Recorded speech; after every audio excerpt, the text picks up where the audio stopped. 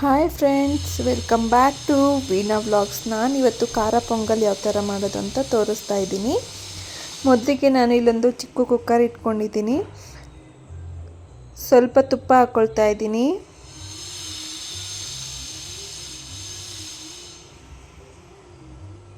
ತುಪ್ಪ ಹಾಕ್ಕೊಂಡಾದ್ಮೇಲೆ ಜೀರಿಗೆ ಹಾಕ್ಕೊಳ್ತಾ ಇದ್ದೀನಿ.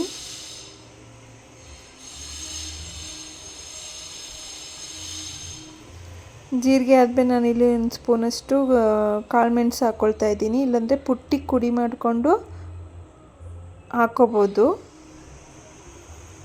ಇಲ್ಲಾಂದರೆ ಈಗೇನು ಚೆನ್ನಾಗಿರುತ್ತೆ, ಹಾಗೆ ಕೂಡ ಹಾಕ್ಕೋಬೋದು. ನೆಕ್ಸ್ಟು ನಾನಿಲ್ಲಿ ಒಂದು ಸ್ವಲ್ಪ ಹಸಿಮೆಣ್ಸಿನ್ಕಾಯಿ ಹಾಕ್ಕೊಳ್ತಾ ಇದ್ದೀನಿ. ನಾನಿಲ್ಲಿ ಇಬ್ಬರಿಗೆ ಮಾಡ್ತಾ ಇರೋದು. ನಾನು 4 ಹಸಿಮೆಣ್ಸಿನ್ಕಾಯಿನ ಉದ್ದುದ್ದಕ್ಕೆ ಕಟ್ ಮಾಡಿ ಹಾಕ್ಕೊಂಡಿದ್ದೀನಿ. ಸ್ವಲ್ಪ ಕರ್ಬೇವಿನ ಸೊಪ್ಪು ಹಾಕ್ಕೊಳ್ತಾ ಇದ್ದೀನಿ.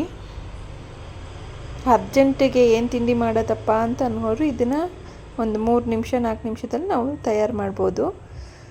ಕರ್ಬೇವಿನ ಸೊಪ್ಪು ಎಲ್ಲ ಹಾಕಿ ಚೆನ್ನಾಗಿ ಫ್ರೈ ಆಗಿ ಮಾಡಿಕೊಂಡು ಸ್ವಲ್ಪ ತುರಿದಿರೋ ಶುಂಠಿಯನ್ನು ಹಾಕ್ಕೊಳ್ತಾ ಇದ್ದೀನಿ ನಾನು.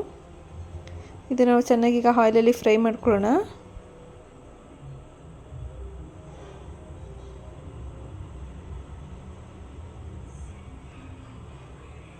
ನೋಡಿ, ಇದು ಚೆನ್ನಾಗಿ ಫ್ರೈ ಆಗಿದೆ. ನಾನಿಲ್ಲಿ 1 ಕಪ್ಪು ಹೆಸರು ಬೇಳೆ ಮತ್ತು 1 ಕಪ್ಪು ಅಕ್ಕಿನ ಹುರಿದು ಎತ್ತಿಟ್ಕೊಂಡಿದ್ದೆ. ಆಮೇಲೆ ತೊಳೆದ್ಬಿಟ್ಟು ಹಾಕ್ತಾಯಿದ್ದೀನಿ. ಇದನ್ನು ಅಷ್ಟೇ ಈಗ ಆಯಿಲಲ್ಲಿ ಹಂಗೆ ಸ್ವಲ್ಪ ಹೊತ್ತು 1-2 ನಿಮಿಷ ಹುರ್ಕೋಬೇಕು.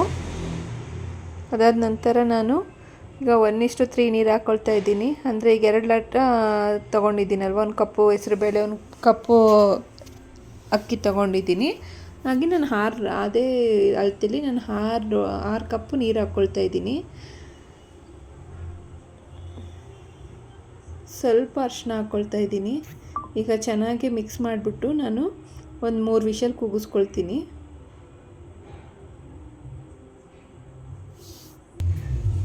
ಸ್ವಲ್ಪ ಉಪ್ಪು ಹಾಕ್ಕೊಂಡು 3 ವಿಷಲ್ ಕೂಗಿಸ್ಕೋಬೇಕು.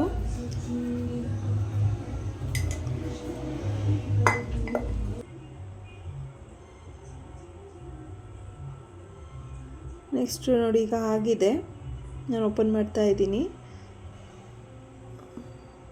ಚೆನ್ನಾಗಾಗಿದೆ.